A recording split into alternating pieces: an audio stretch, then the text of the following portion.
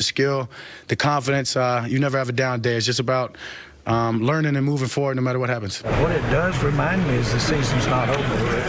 That's a plus thing. We've got a long road to hoe, but we've got a huge challenge coming up here this weekend up in Philadelphia.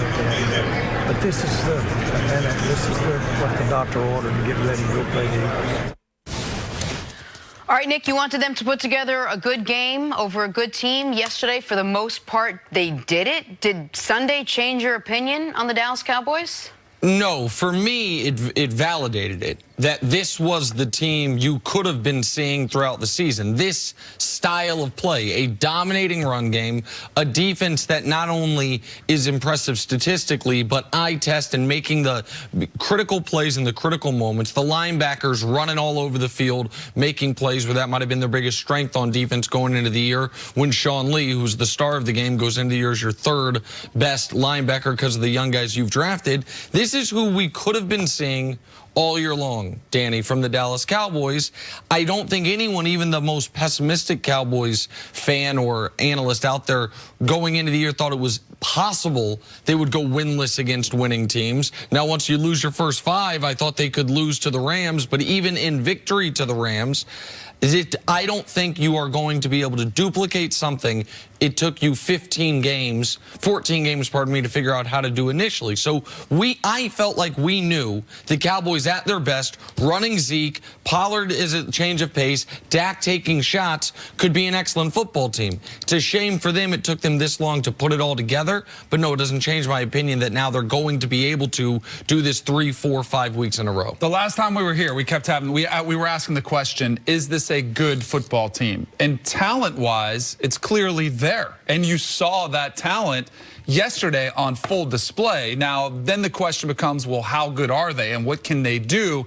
And that's where I don't think anybody's opinion has changed. I would say, when you say it took them 14 weeks to figure it out, if it's truly figured out, and that's very much in doubt. I agree with you. Then if you're peaking at the right time, entering the playoffs, that's where I think it gets scary. And that's where I think, you know, a team that could have to go into Dallas to have to win a playoff game, you know, one of those teams, the Seahawks, you know, 49, one of those teams that doesn't win the NFC West, all of a sudden that becomes a place you don't want to go. But this, to Jerry Jones' comment, this is exactly what the doctor ordered. He's right. 44 points, the most points they've had in 5 years. Right. 28 points in the first half. It's their highest scoring half in 4 years. It was a perfect performance. My only question was, of course, like, where has this been? And you hear about this unbelievable pregame speech that Jason Garrett gave, and you hear about this video, highlight video that he put together to boost his team's confidence. Well, what took so long? Like, where were these speeches and these motivational tactics after 2 losses in a row, or, you know, or after, like, at the beginning of the season? That's what I'm kind of confused by. And is this what we're going to get moving forward? Or maybe it was just that they used Ezekiel Elliott for what he's supposed to be used for. We keep talking about, did they figure it out? What is it? Is it the fact that they ran more than they passed yesterday, that they used their biggest weapon, Zeke, more than the other weapon they wanted to show off all year in Dak? It was a dominating rushing attack. Zeke early, Tony Pollard late. They combined for over 250 yards. And while nobody thought they were going to be 250 yards a game rushing, that's, of course, what their identity should have been. Even Dak having his best season as a pro, we know where he is even as he's rising in the quarterback hierarchy. Zeke, they prioritized this offseason. They paid this offseason. And then through far too often this year, they were treating him as a luxury item. Far too often this year, he'd have 12 carries in the first half and then 4 or 5 the rest of the football game. And so, yes, it's easy to run when, A, the Rams' run defense was showing no resistance, and B, you're leading almost the entire game, so you don't want to get away from it.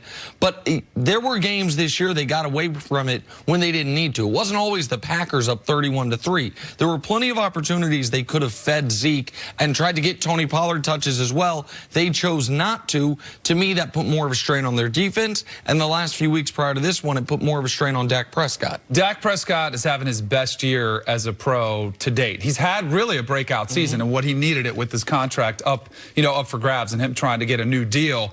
But this stat line, 15 of 23 for 212, 2 touchdowns. That's perfect. That's what you want. That should be your identity. Exactly. And I wonder where they got away from that and when, because yes, it's a pass-happy league. And yes, you want a quarterback who can put you on his shoulders and can carry you down the field.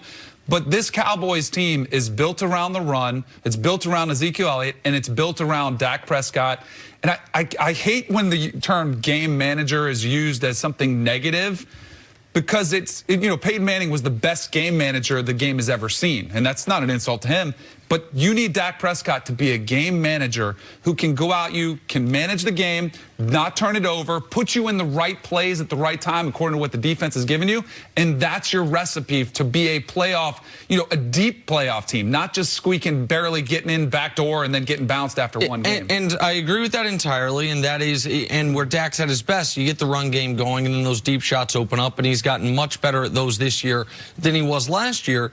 But as far as a playoff run, I just still view that as an impossibility. Maybe they'll, listen, I'm not even certain they'll beat Philly next week. Maybe they beat Philly and win the division. They still then would have San Francisco or Seattle coming to their building ready to annihilate them. Like the Cowboys played well yesterday and they deserve credit for that. But I said Friday if they won 45-0, it wouldn't change my opinion. They tried to win 45-0. They were up to what, 41-7 or something close to that at some point. But despite all that, 14 games have been played this season. They have a better record in the NFC than Giants, Washington, Lions, Cardinals, Panthers, Falcons. That's it. They have the same record right now as the Tampa Bay Bucks and the Chicago Bears. One great game does not a great team make. It does show you, and I think this will be some of the commentary, what could have been for the Dallas Cowboys, which to me, Danny, is a further indictment on the coaching job that's been done so far this year. All right, we touched on Dak. Time now for Put a Grade on It, sponsored by CarMax.